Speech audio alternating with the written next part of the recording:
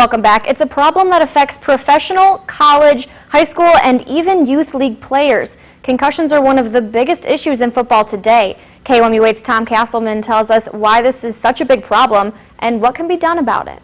It's one of the most exciting things that can happen in a football game. Underneath, McKissick catches it, flag on the play as he's brought down at the 46. The big hit. Rugby has a lot of contact as well, so why are concussions a major issue in football, but not in rugby? Rugby players don't have helmets, and so the way that they tackle is completely different. They tackle more with their body and dragging people down rather than leading directly with their head and tackling somebody. In football, you're taught to put your helmet on the ball because that helps us lodge it, you know, to this aiming point, whatever. You know, in rugby, you're not wearing any pads, so if you put your helmet, there's no helmet. You put your head on the ball and hurt your head, you know. You're taught to put your head away from the ball. A concussion occurs when a large force, such as another person or even the ground, hits your head and rattles your brain around. Dr. Gray says this changes the blood flow and the chemical composition of your brain, but not the structure, making it impossible to see concussions on an MRI or CAT scan. On top of that, concussion symptoms are not universally recognizable.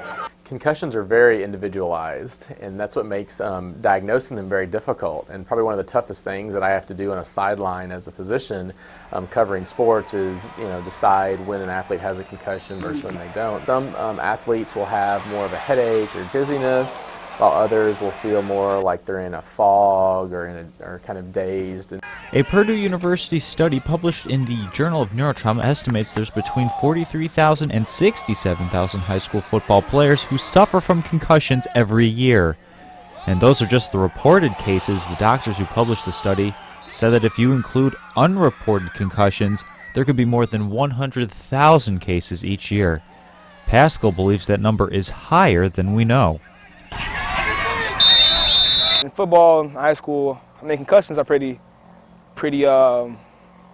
common. But I think the scary thing is in high school football, you know, these aren't trained doctors and professionals, and a lot of these coaches have egos, and a lot of these kids are high school kids, so they just want to show out. A lot of them do go undiagnosed, and there are kids that knowing what we know now, probably did have concussions that just played through or didn't get it treated all the way. So if rugby players have to tackle differently due to a lack of padding, it seems fair to think football helmets could be a part of the problem. Is the tool used to guard against skull fractures creating an entirely new issue? I just feel like football helmets are inherently flawed. Like, I don't know why they make it out of such hard material on the outside. I get like for the protective measure of it, but when you hit the ground or you hit another helmet, it's two solid objects. There's nothing there to absorb the impact. It's soft padding on the inside, but it still resonates. So it's like a bill. It's like a giant bill on your head.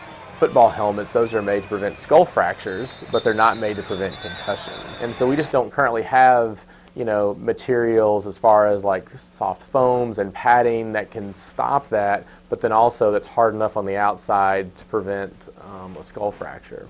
And a lot of people don't think that we'll ever be able to make a perfect helmet.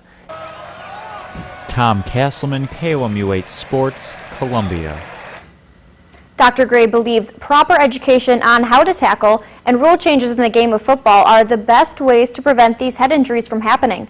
For more details on concussions and their ties to contact sports, visit KOMU.com.